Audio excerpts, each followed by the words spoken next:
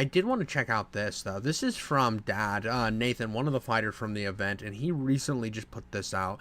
And I want to hear, like, his perspective of the whole thing, get, like, an insider perspective to really boil down all the ins and outs of this. When she called me, because Harley was out, I was talking to Harley was talking about his frustrations. I'm 44 freaking years old. This is high school garbage. Well, this is a video I didn't want to make, but here we are. You didn't know, Creator Clash 3 is canceled.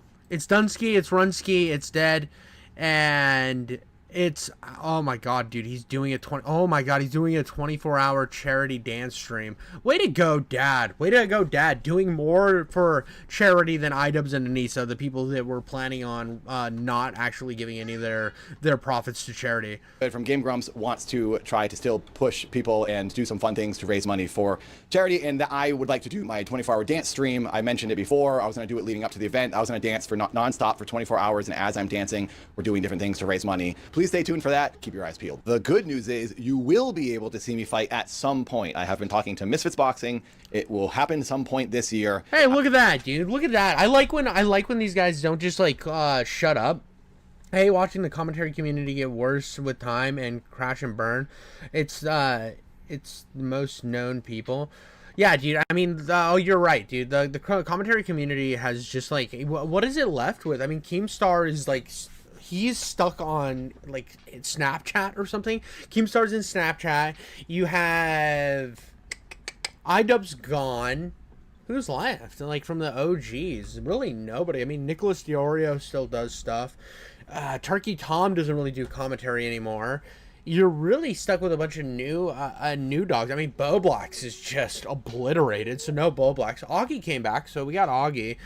Tipster's a clown. There's really nobody left, and that's kind of why I started doing commentary on my channel as well as my game reviews, is because, like, even though these are stream VODs and they're not going to be as well edited as, like, some of the good commentary videos out there, I still wanted there to be some sort of fill-in for those voids. And yeah, I might not be the best, and yeah, you have too much, but I'll learn the more I get along, and I'll make better jokes the more I do this and the more comfortable I get with it. And so that's kind of why I started doing this type of stuff, is because of the fact that it's like, dude, we are living in a weird landscape for commentary right now.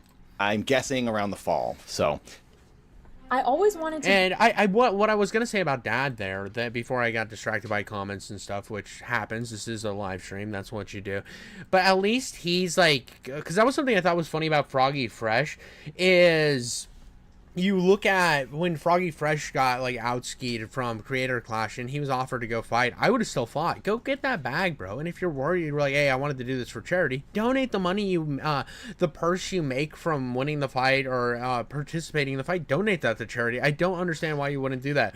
Like, still go fight, go make your bag, and then donate a portion to charity, and you look like the bigger man in the situation. There was never a part of me that understood why Froggy Fresh just disappeared from the scene. If I trained an entire year for a boxing event, the boxing event screwed me over, I would go and talk to Keemstar, I would go and talk to KSI's team, I would talk to anybody I had to talk to try to get me on a card to make some money, and then I would donate some of that purse for charity and say, look, I'm actually boxing for charity, unlike these goonbags.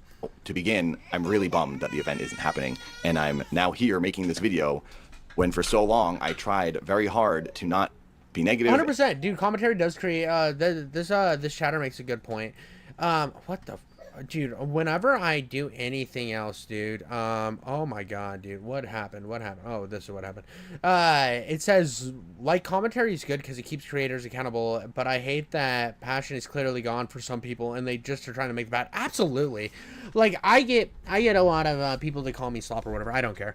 I do like arguing with people in the comments and stirring them to comment more for engagement, but when I do this, I'm having, like, this is because I have fun with it. There's no other reason. The day I stop having fun with this is the day I'll stop doing it.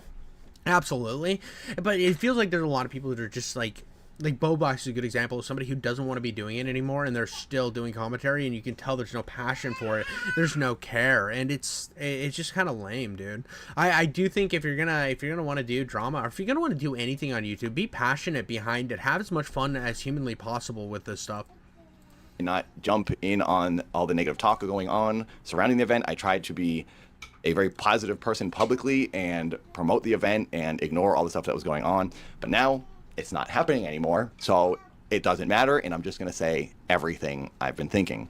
I don't like talking about the money and the payments and complaining about that, but Creator Clash 2 and 3 have genuinely put me into a bad spot financially. The first 2 years at Creator This is so disgusting. This is so disgusting. Could you imagine working your ass off and being promised things like, oh, you're going to get a bonus, you're going to get paid $20K purse up front, this is going to be good for you, it's also going to be the profits after we pay you guys is going to charity, so you have that going for you as well, so you think you're doing you think you're getting paid and doing a good thing.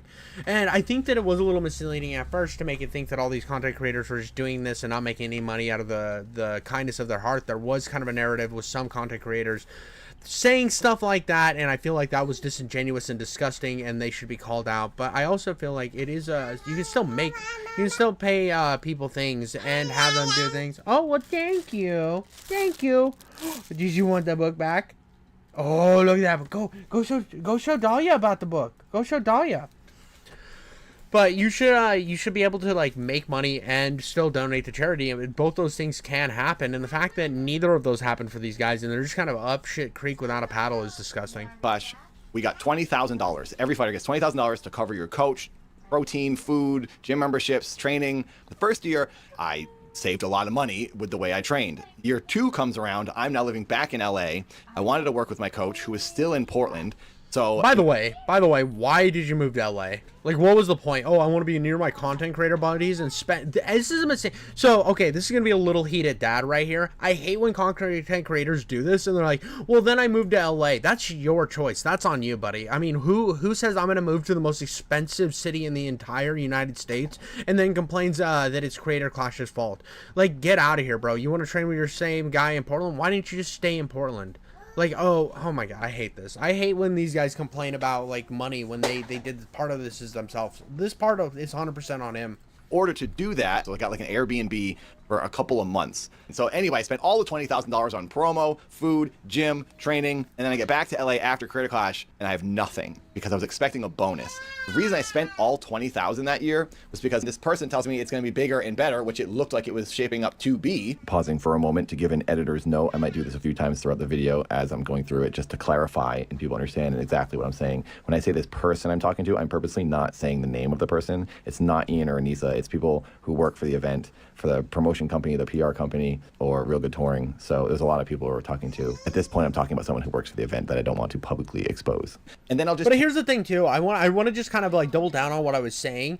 I hate when creators talk about how broke they are after they move to LA. You could easily move to some bumfuck town, right? Some town that has nothing. Just chill, small town, own a massive house for the amount of money that you're making, compared to what you can own in LA. On land, have all this area for content to provide you with, like, different set pieces and stuff, build different shops, have all this different stuff that you can't have in LA, and still have a ton of money left over and be able to fly and do the Airbnb stuff because you have that extra purse from the fact that you didn't move to Los Angeles.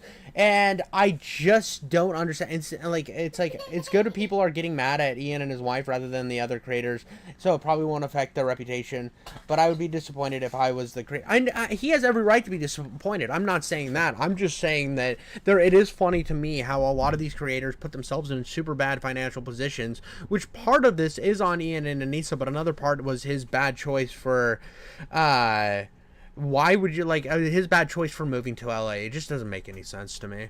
Take that $30,000 or $40,000 bonus. It'll be... Yeah, so it's this is what Meso is saying right now.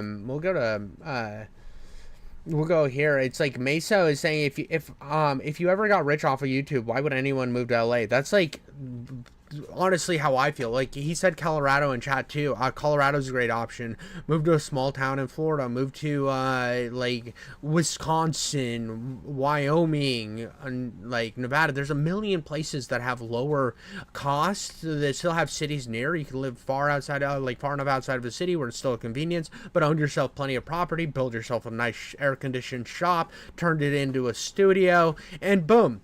You don't have to pay for studio place. You don't have to pay for all this other stuff that content creators end up getting stuck with. You have it all there. I don't understand why you would move to LA, one of the most expensive places in the country, just so you could be closer to these like creator goonbags. Amazing. I'll get an actual paycheck. One more pause real quick. When I say $30,000 or $40,000 here regarding what I could potentially earn for the bonus for Creator Clash 2, that was purely speculation on my point. Since I earned $27,000 at Creator Clash 1, it's a bigger event. I'm thinking, okay, I'll earn possibly $40,000. So no one ever said that number to me. I'm just speculating, since it would be more possibly and probably than $27,000 from year 1. When we get back from Florida after Creator Clash 2, we were at Marisha Ray's house, and she was having a party, and there is where Anissa told me, hey, there's no bonus. We didn't get any money from the pay-per-view, and people like pirated it. There was people in Discords with 30,000 people watching it for free. But there was no money left over for the fighters to have a bonus.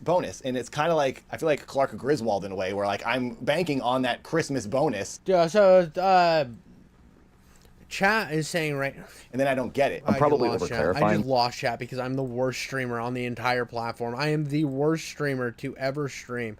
So here we go. I lived in Monterey, California for $300 a month, and it was a shady.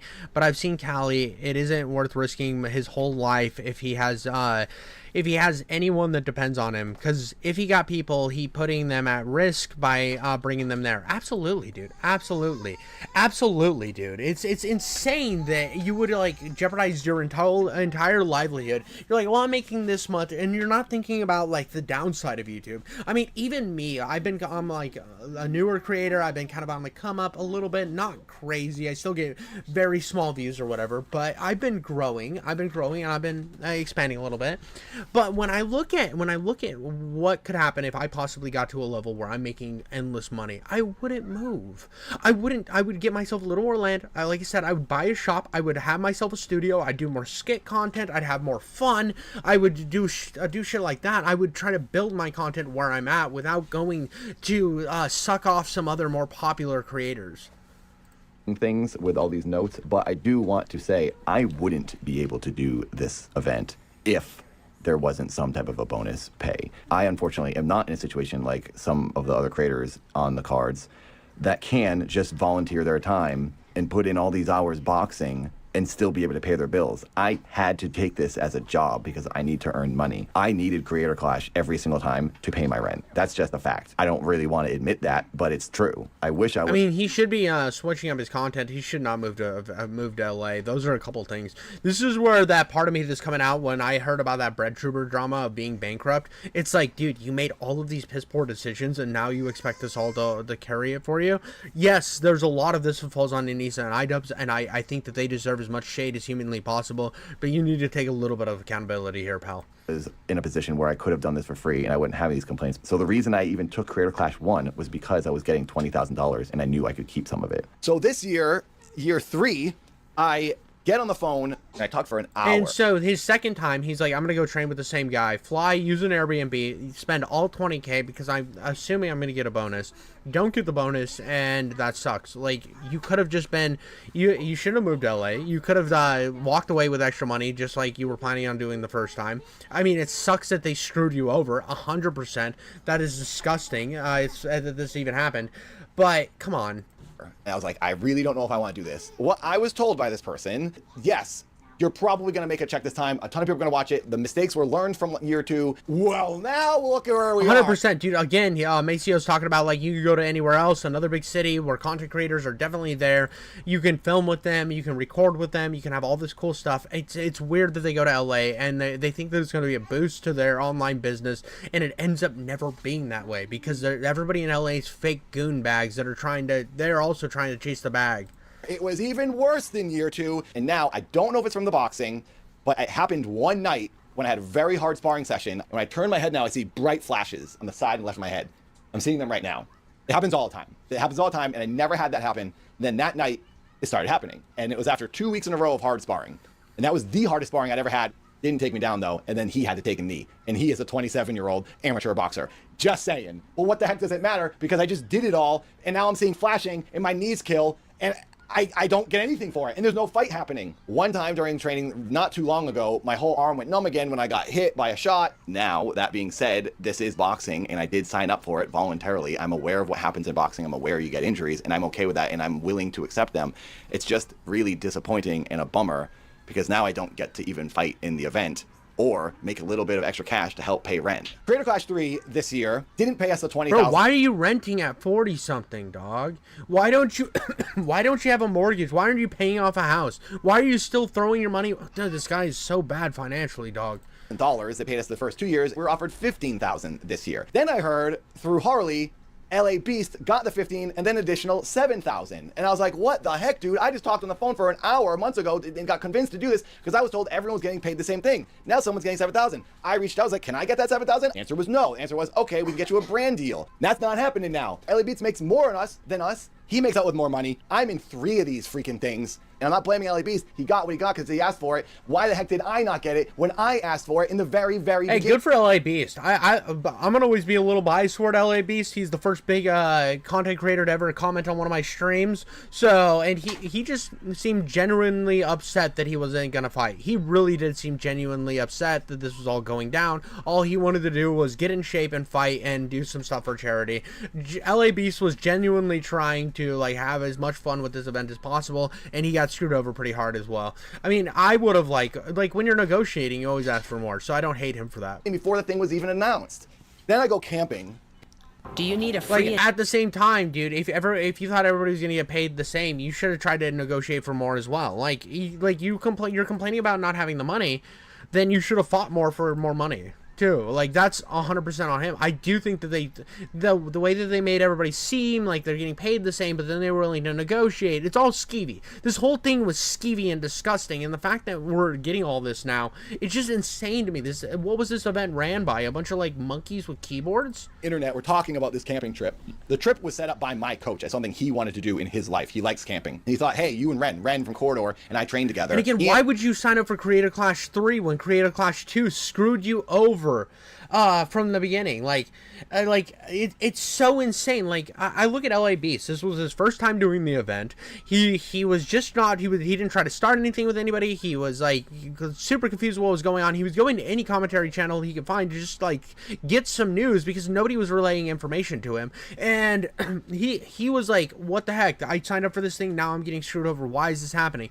You were a part of an event where you got screwed over once before. I don't understand why anybody signed up for Creator Clash 3, and that goes for Harley too. And I respect Harley. I respect Harley a lot. I mean, he definitely is a cool guy. I just don't like. I would want to distance myself after the first or the second event. Ian's like, hey, I want to come. Ian came down from Seattle. He joined us. Odd Ones Out was there. Alex Ernst was there. Steven, another YouTube boxer, she was there. It was a bunch of us. On this camping trip is where Ian tells me, hey, I'm doing another content cop. And I was like, oh, that's cool. And he goes, yeah, it's on Ethan. And I was like, Ethan Klein? And he said, yeah, it's on Ethan Klein. And I thought, oh, no, why would you do that? The reason I was so concerned by this, Ethan and I had a very big misunderstanding for Creator Clash 2 with our promotion for the fight. I'm not going to tell this story again. I've told it in the past, but like everything's fine with Ethan and I. It's all done. We've talked and we've messaged and we're all good. So when Ethan and I made up, I was so relieved. This like huge weight came off my shoulders. I was like, okay, I'm not at odds with somebody. Then Ian tells me, before Creator Clash 3 is about to happen, oh, I'm putting out a hit piece on Ethan Klein. And I'm thinking, oh my god, dude. Dude, this is such a bad situation to be into.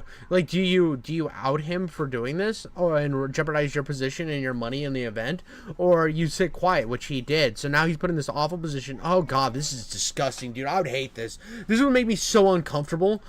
Like, I would honestly I would go home. I don't like this, dude. I would have all these plans in my head, everything would be going great, and then everything would crash around me. Oh my god, I would never want to be in this position.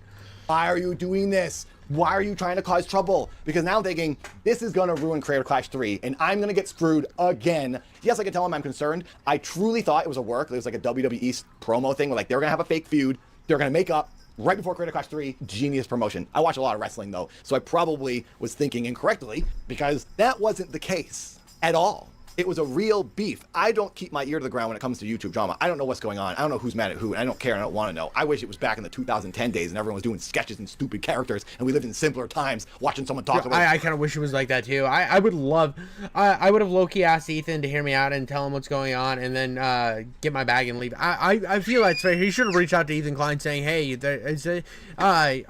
what's going on? I would love to be a part of this little like back and forth WWE thing that you and Idubbbz are doing. And then like I would have just like I would put that out there, just kind of like float a message to him to see, kind of test the waters of what's going on. Or I would have like asked more questions like, what, you and him have beef? What's going on? Is this like to promote the event or what? I would have been asking those questions. So like, oh god, this is just like, why would Ian do this to everyone around him? Why would you especially after you apologize for not doing content cops, why would you do this to everybody involved? Game Boy Advance game. I will say, if you're new here, please subscribe and check out my new talk show that's filmed here in this television studio. Top of the line production quality going on in here, and I love doing it. And you can be an audience member. You can call in and you can talk to me and be on the show. So Ian and I are walking around getting firewood, and he's like, yeah, Ethan said a bunch of stuff about me and Anissa, and I need to respond to him, so I'm gonna make a content cop. He puts the thing out, and he screws every single person. He screws Real Good Touring, all the business professionals who are making this event with him. He screws me. He screws every other boxer. Everyone was screwed from Ian's dumb video because he couldn't wait 2 months. And here's the thing, I'm not gonna tell someone what to make. Even though I don't like drama and negative content, it's not my place to do that. So I chose not to do that. At some point after the content cop video, my friend Yoda talks to me and says, all this crazy stuff's going on with Ethan from H3, child services is being called on him, he's getting human skulls mailed to his house. I didn't know what any of that was about, but I felt bad for him because it sounded insane. So I went to an H3 live stream and donated $20 and left a comment to try and say something positive. I also said I was bummed about the content cop video and confused on how to move forward. Now, I'd like to clarify why I did this. I could have just DM'd Ethan on Instagram to say, hey, I hope you're doing well. But I hadn't talked to him in like a year, and I didn't know if he was gonna respond to me. Also, I really wanted to publicly say, hey, this video is kind of weird in a simple way. When I said— That's fair. That's fair. I mean, like, screw it if you're doing it out publicly. Screw Idubbbz for putting you in this position. I think a lot of people were just trying to be nice to him because they were hooked onto this event. And because of I think Harley coming out and just, like, talking his nonsense right away made me respect Harley more, because he was like, listen, dude, you screwed all of us. You literally screwed all of us. And now we're just kind of, like, waiting until this blows over. Hopefully it does. I hope this doesn't hurt the event. There were a lot of people in confusion about this because you literally stabbed everyone in the back, Idubbbz.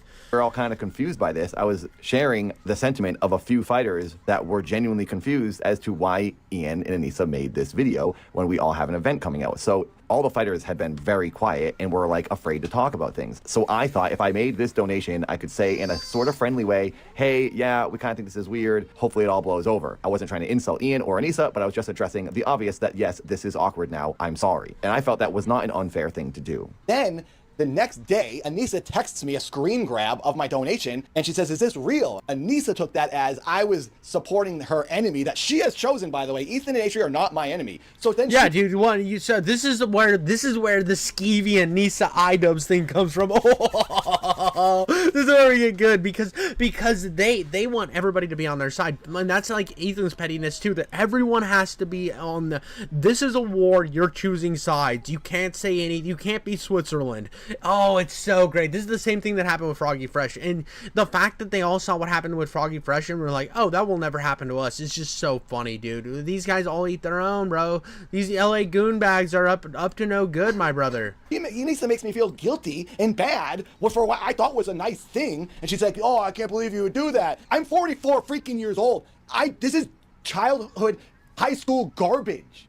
What the heck are you doing? I was texting Yoda, my friend, about this, and I said, I think I'm gonna walk. I'm not dealing with her. I can't do this right now. I almost quit when she called me, because Harley was out. I was talking to Harley. Harley was talking about his frustrations. I was saying, yeah, Anissa just called me. She tells me, this really hurts us that you would say this. Because in the donation, I said— oh no, their feelings were hurt. Oh my gosh, poor Anissa and Idubbbz. Their feelings were hurt after they made a disingenuous hit piece on another person, where they refused to talk about how CPS was sent to his house. Oh, I feel so bad. This really changes the tides. I feel so much empathy right now. This is really confusing for all of us. I don't know why they put that video out. It hurts you that I said I'm confused why you're ruining the event? What are you talking about? It hurts you more that you put your video out, not me being upset about it. I would low-key have asked Ethan to hear me out. Yeah, exactly, dude. Exactly. I would have asked him to hear me out, too. I would have done the exact same thing in his position. I would have, like, reached out and said, hey, I've heard about some of the stuff that's going on with you. I think it's kind of messed up. I hope this all smooths over. I would have done the same thing. Like, I would have 100% done the same thing. I would have, like, jumped on a live stream with Nicholas Diorio, probably done the same thing as Harley. I would have, like, been like, yeah, dude, I just want a box. I don't know why this is happening. Even, like, LA Beast, when he jumped into my chat, and he was, like, saying, I just don't know why this had to happen. Why is this going on? I'm so confused. I mean, he came, like, the fact that LA Beast came into a channel with 1,000 subs looking for more information is just to show you how insane and, like, absolutely asinine this entire thing was held and how piss poor the communication was. Oh, I burned a building down. Now everyone's complaining, and it really hurts me that everyone's complaining about my fire I caused. What the heck are you talking about? Living with God, this is the worst position to put anybody else. This is absolutely disgusting. But, like, they're like, why would you do this to us? Why would you do this to everyone? You absolute monsters, right? Like, of course, I'm giving shade. I'm throwing shade when he deserves shade. I'm giving him a crap. Like, I'm not gonna sit here and just 100% say everything in his life is their problem. But this is disgusting what they've done. This is absolutely disgusting. When you're holding an event, starting a beef like this with a piss poor, like, this is like in Praise the Shadows against Wendigoon, where you're so off base and putting so many people in so many bad positions where you're just like, they have to say something. You're putting these content creators now, if they talk, oh, they're gonna make the people that paid them to fight mad. Oh, so they have to be on your side. That's not a position to put people in.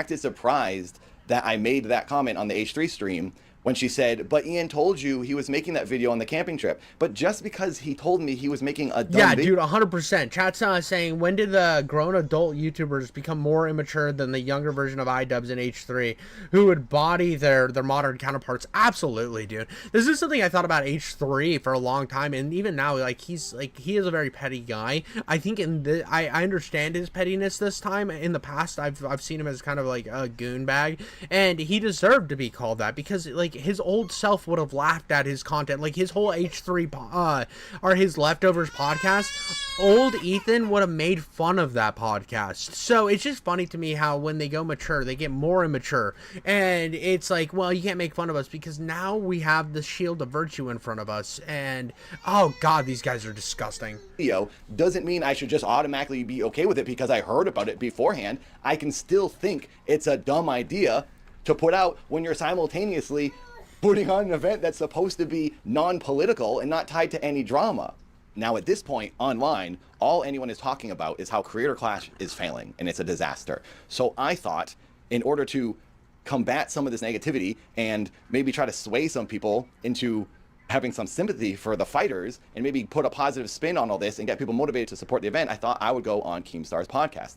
And Keemstar has an audience who actually watches YouTube boxing. But before I could go on the podcast, Ian saw a thumbnail Keem posted with my face on it saying I was going on his podcast. Well, I mean, come on, dude. What did you expect? What did you expect about going on LolCal Live? You went on LolCal Live to talk about it, to try to put a spin. Dude, of course Keem's gonna try to get this stuff out of you, bro. Keemstar is the last guy you should go to. Keemstar hates these people. He hates them just as much as Ethan hates them. What are you doing, brother? Come on, like... So Ian calls me and says, "Dude, this guy's decision making is absolutely abhorrent, dude. He makes the dumbest choices. You can tell he just did this whole thing has put him in a state of endless panic. This is kind of funny." Whether you not go on his podcast because we don't know what he's gonna say. I said to Ian, it doesn't really matter what Keemstar says because he's gonna talk trash about the event regardless, whether I go on the podcast or not. If I go on, maybe I could at least combat that and try to sway some people and defend the event and make people kind of feel some sympathy for me and the other fighters and possibly turn the tides and get people to come around on this. Ultimately, I told Ian I wouldn't go on the podcast because now I'm thinking I'm rocking the boat. I don't want to make people upset. I don't want to get Ian and Anissa to kick me off Creator Clash. Bro's just a big old ball of anxiety over here, dude. It's melting down. This is crazy. Because I'm being controversial or I'm stirring the pot and causing problems. I really didn't want to get kicked off. And I also didn't want Anissa to call me... Oh my god, dude. Oh my god. They had him scared, brother. Dude, this is the thing. This is the thing. When you sign these contracts, you should have the ability to say what you want to say, especially as a content creator, and like have transparency for the event. If you're there, you're not gonna have any transparency, and you're like put in this position where you're not allowed to say any of the like mention any of the problems you're having, especially after they do something like this. This is not an event you need to be a part of.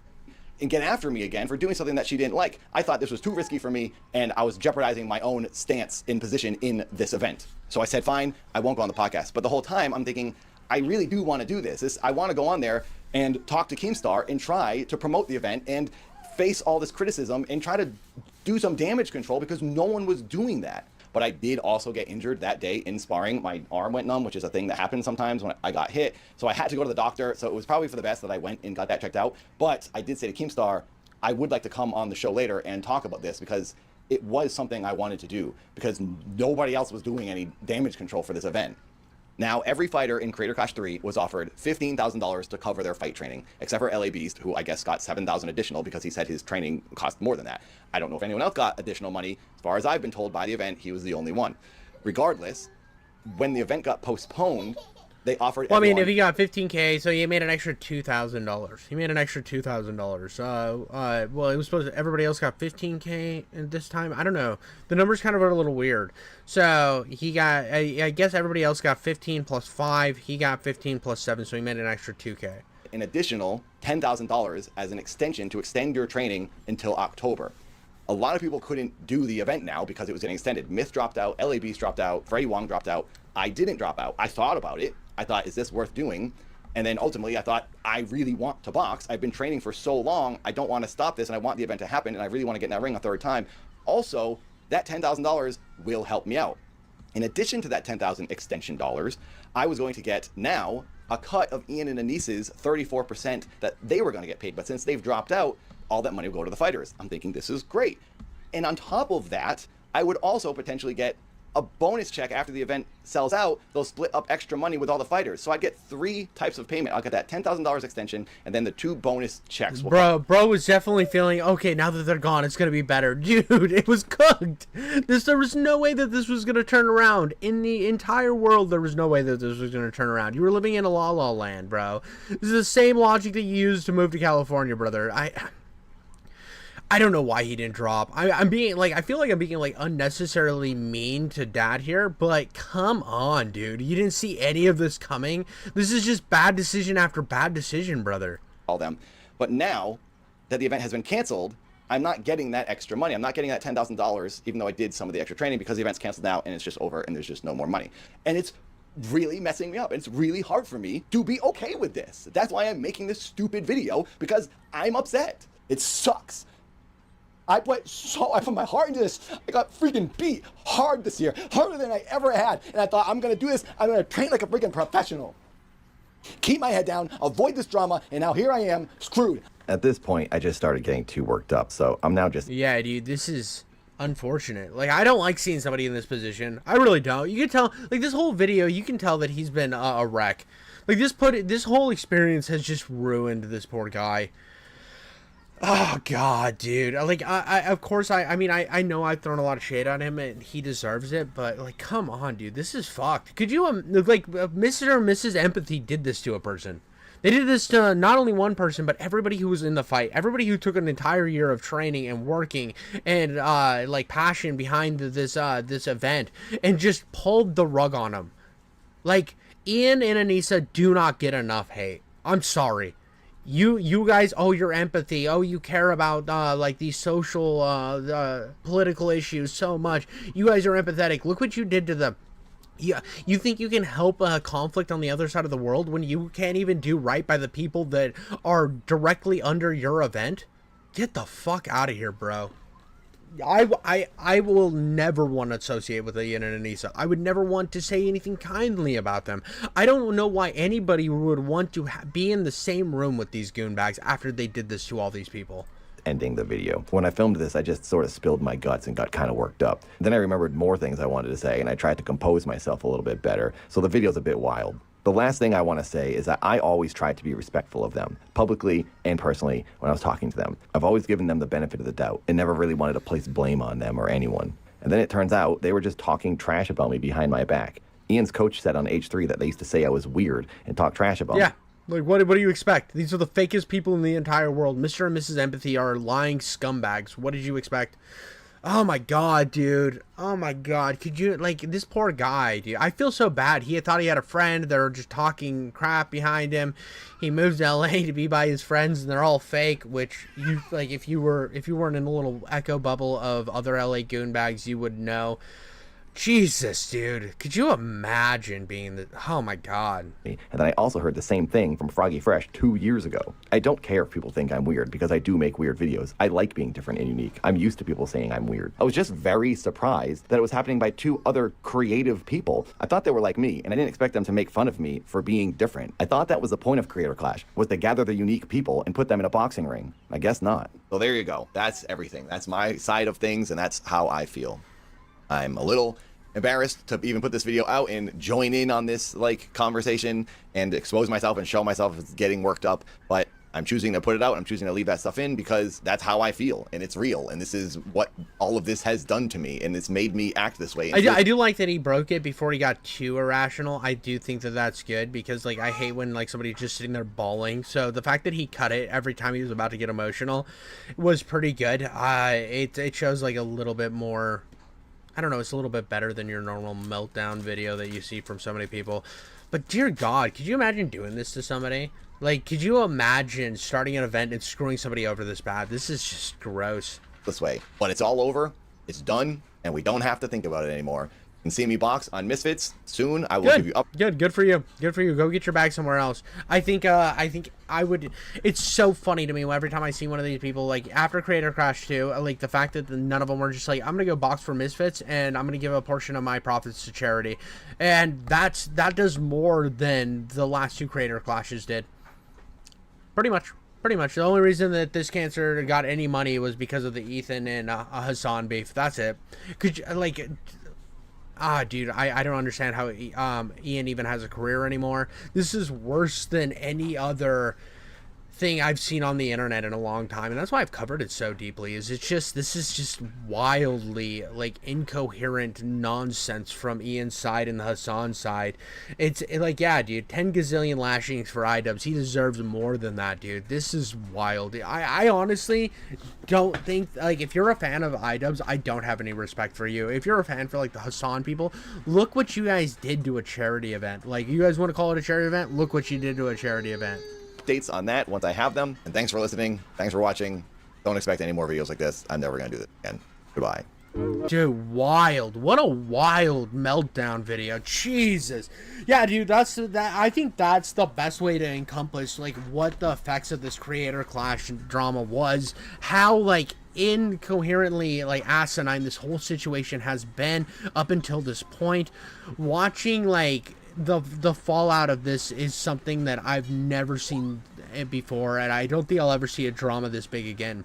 This is honestly the most insane drama I've ever seen on the internet, and it'll be a while before I see something this chaotic that affects this many people in a certain situation.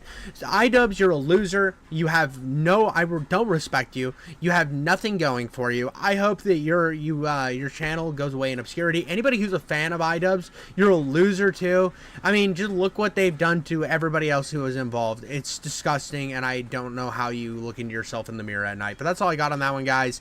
This is insane, and I don't even know what to say anymore.